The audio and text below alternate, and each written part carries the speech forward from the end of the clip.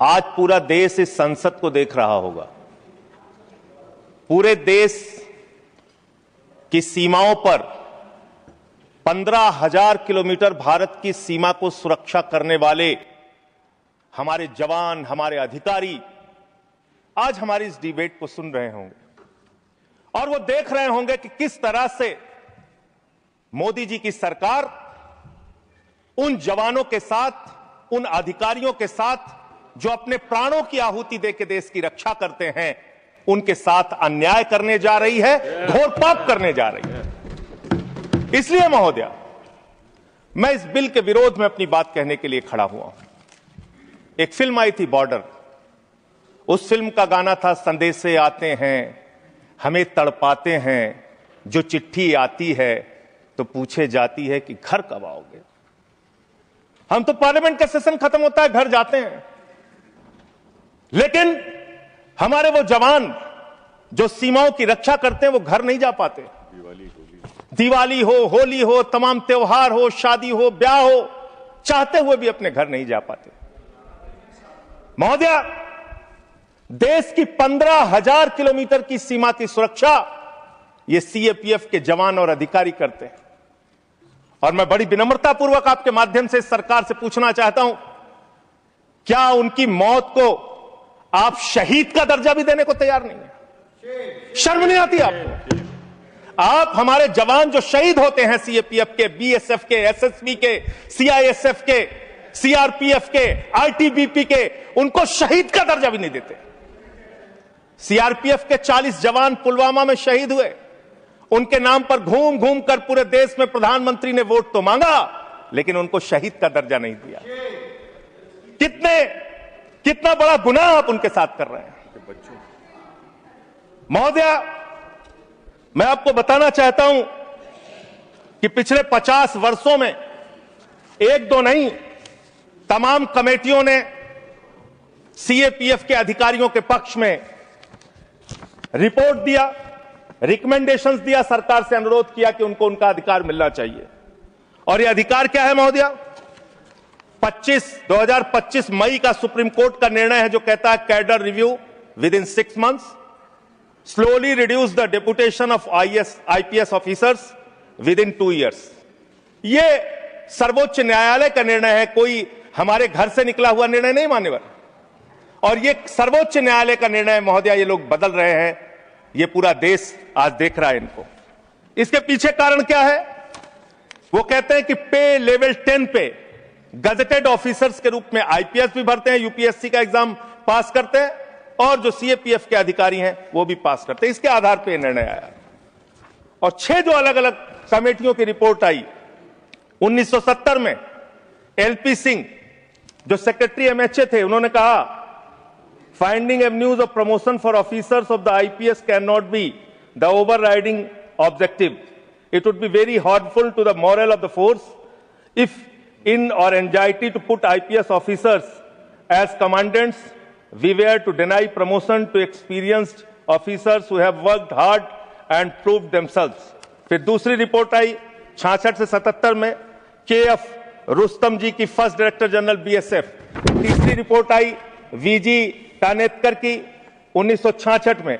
फिर चौथी रिपोर्ट आई 2008 में आईएमएम अहमदाबाद की। फिर 5वीं रिपोर्ट आई 2015 में 7th पे कमीशन की। और 2 महत्वपूर्ण रिपोर्ट आई, मुझे लगता है चिदम्बरम साहब यहां नहीं बैठे होंगे, एक चिदम्बरम साहब की कमेटी की रिपोर्ट आई और एक एस्टीमेट कमेटी को चेयर कर रहे थे आपके आदरणीय पुरोधा भारतीय जनता पार्टी के पूर्व अध्यक्ष मुरली मनोहर जोशी जी। उनकी रिपोर्ट थी कि सीएपीएफ के अधिकारियों को प्रमोशन का वैसा ही मौका मिलना चाहिए जैसा कि आईपीएस अधिकारियों को मिलता है। ये मुरली मनोहर जोशी और पी चिदम्बरम जी की रिपोर्ट है। वो गृह मंत्री रह चुके हैं भारत सरकार के। इसके अलावा अब मैं इनकी शहादत के बारे में बताना चाहता हूं। उनकी संख्या जवानों की और अधिकारियों की 11 लाख है। CRPF 3,13,678, BSF 2,92,000, CISF 1,60,000, ITBP 89,000, SSB 97,000। ये इनकी संख्या है पूरे देश में। महोदया, इनकी शहादत जो हुई है, आपको जानना चाहिए, पूरे देश को जानना चाहिए कितनी बड़ी शहादत है इनकी। सीआरपीएफ के 62 जवानों ने अब तक अपनी शहादत, 62 अधिकारियों ने अब तक अपनी शहादत दी है, और सभी रैंक के अधिकारियों और जवानों को मिला दिया जाए तो 2290 अधिकारियों और जवानों ने अपनी शहादत दी है। बीएसएफ के 85 अधिकारियों ने अब तक अपनी शहादत दी है, और 2014 सभी रैंक के अधिकारी और जवानों ने अपनी शहादत दी है। सीआईएसएफ के 1 अधिकारी ने अपनी शहादत दी है, और 126 सभी रैंक के जवान और अधिकारियों ने अब तक अपनी शहादत दी है। आईटीबीपी के 13 अधिकारियों ने अब तक अपनी शहादत दी है, और 182 सभी रैंक के अधिकारी और जवानों ने अब तक अपनी शहादत दी है। एसएसबी के 5 अधिकारियों ने अब तक अपनी शहादत दी है, और सभी रैंक को मिला लिया जाए तो 51 अधिकारियों ने और जवानों ने अब तक अपनी शहादत दी। वीर गति को प्राप्त हुए, उनको तो शहीद आप मानते भी नहीं हैं। महोदया, मैं कुछ बड़े हमले जो देश में हुए उसको बता के, जब 2001 में भारत की संसद पे हमला हुआ, यह संसद अगर सुरक्षित है तो हमारे 19 सीएपीएफ के जवानों की बदौलत सुरक्षित है। 9 जवानों ने अपनी शहादत दी। मुंबई अटैक में 160 जवान और लोग अपनी शहादत दी। कश्मीर में 2014 में 20 जवानों ने अपनी शहादत दी। 2014 में वेस्ट बंगाल के एक्सप्लोजन में 2 जवानों ने अपनी शहादत दी। 2015 में 10 पुलिस फोर्स के लोगों ने अपनी शहादत दी। पठानकोट में 7 जवानों ने अपनी शहादत दी। 2016 में उड़ी अटैक में 19 जवानों ने अपनी शहादत दी। अमरनाथ के अटैक पे 7 जवानों ने अपनी शहादत दी। सुकमा अटैक में 9 सीआरपीएफ के जवानों ने अपनी शहादत दी, और 2019 में 40 सीआरपीएफ के जवानों ने अपनी शहादत दी। पूरे देश में उनके नाम पे आपने वोट मांगा, लेकिन उनको शहीद का दर्जा आज तक नहीं दिया। महोदया, कब से इनका मामला चल रहा है और कितना खेल आपने किया इनके साथ? आप देखिए, 2010 में सीआरपीएफ के एक असिस्टेंट कमांडेंट की भर्ती होती है, 15 साल में कोई प्रमोशन नहीं। बीएसएफ के एक जवान की असिस्टेंट कमांडेंट की भर्ती होती है, 13 साल में कोई प्रमोशन नहीं। और एक आईपीएस अधिकारी की 2012 में भर्ती होती है, 13 साल में 4 प्रमोशन उसको मिलते हैं। हम आईपीएस के प्रमोशन के खिलाफ नहीं है, लेकिन सीएपीएफ के अधिकारियों को प्रमोशन क्यों नहीं, यह तो कम से कम आपको बताना पड़ेगा। इसी प्रकार से डिप्टी कमांडेंट पे 18 साल में 1 प्रमोशन बीएसएफ सीआरपीएफ को, और 20 साल में 1 प्रमोशन बीएसएफ को, और आईपीएस अधिकारी को आईजी रैंक पे 19 साल में 5 प्रमोशन मिलकर आईजी वो बन जाते हैं। इसी प्रकार से 2003 में सेकंड इन कमांडेंट पे पहुंचता है एक सीआरपीएफ का अधिकारी, और बीएसएफ 1997 में सेकंड इन कमांडेंट बनते हैं, 1997 बैच के अधिकारी, और एडिशनल डायरेक्टर जनरल 1998 का आईपीएस बन जाता है। अब इनकी दशा क्या है मान्य, जो आपने इनके साथ किया, कैसे कैसे किया, यही अंतिम बात कह के अपनी बात समाप्त करूंगा। कब से लोग कानूनी लड़ाई लड़ रहे हैं? 2012 में इन्होंने हाई कोर्ट दिल्ली में एक रिट पिटीशन दाखिल किया। फिर 2015 में इनको दिल्ली हाई कोर्ट से इनके पक्ष में आदेश आया। 16 में फिर आप इनके खिलाफ चले गए।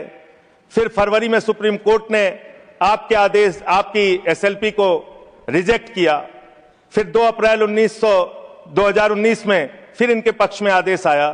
फिर 3 जुलाई 2019 को, सबसे महत्वपूर्ण यह है महोदया, 3 जुलाई 2019 को मेरे ख्याल से 2 कैबिनेट मंत्री तो हैं, वो जरूर रहे होंगे उस कैबिनेट में, कैबिनेट ने पास किया महोदया, इसी सरकार के कैबिनेट में। क्या लिखा है इसमें? This would result in grant of NFFU to eligible group A executive cadre officers of CAPF. The decision would also benefit group A executive cadre officers of CAPF for availing the benefit of NFSG at an enhanced rate of 30% as per guidelines। ये आपके cabinet का आदेश है। Cabinet का आदेश आप खुद ही पलट रहे हैं। जो 2019 जुलाई में आपने इन अधिकारियों के पक्ष में एक निर्णय लिया, उसको आप खुद से पलट रहे हैं। महोदया, मैं आपके माध्यम से इस सरकार से कहना चाहता हूं, इन जवानों के साथ, इनके अधिकारियों के साथ ये अन्याय मत कीजिए। ये देश आपको माफ नहीं करेगा। ये भारत की सुरक्षा करते हैं, सीमाओं की सुरक्षा करते हैं, संसद की सुरक्षा करते हैं, एयरपोर्ट की सुरक्षा करते हैं। इन जवानों के साथ ये घोर अन्याय मत कीजिए। हालांकि आपको अन्याय करने की और अपमान करने की आदत है। स्वर्गीय बीजू पटनायक जैसे बहादुर व्यक्ति की आपने अपमान किया। आपसे बीजू पटनायक जैसे बहादुर, मैं महोदय इसी से इस विषय पर मैं खत्म कर रहा हूं। 1948 में पंजाब रेजिमेंट को युद्ध के वक्त बीजू पटनायक जी ने एक पायलट के तौर पर सीमा पे पहुंचाया था। आप उनको सीआईए का एजेंट कहते हैं। शर्म आती है आपके ऊपर। ये आप कर रहे हैं। आप अपमान करते हैं लगातार जिन्होंने इस देश के लिए अपना योगदान दिया। महोदया, मैं आपके माध्यम से बस खत्म कर रहा हूं, 1 मिनट में खत्म कर रहा हूं। महोदया, मैं आपके माध्यम से कहना चाहता हूं, देश पर ध्यान दीजिए, देश के लोगों की चिंता कीजिए। आज जब मैं आ रहा था तो यहां पे पता चला, आप तो कहते हैं ये देश नहीं झुकने दूंगा, ये देश नहीं झुकने दूंगा। आपके लोग पंजाब के, हरियाणा के, राजस्थान के, रूस के अंदर फंसे हुए हैं सैकड़ों दिनों से, और आज तक आप उनको ला नहीं पा रहे हैं। देश की सुरक्षा के बारे में आपको ध्यान नहीं, विदेश नीति के बारे में आपको ध्यान नहीं, आपकी विदेश नीति का कोई अता पता नहीं। बावजूद इसके आप एक बिल लेके आ रहे हैं जिससे कि अधिकारियों का हक छीनने और मारने का काम आप कर रहे हैं। मैं इस बिल के विरोध में हूं और जो अमेंडमेंट्स हमने दिए हैं उसको सरकार स्वीकार करती है और इसको बिल को सिलेक्ट कमेटी में भेजती है, तो इसका पूरा अध्ययन किया जाएगा।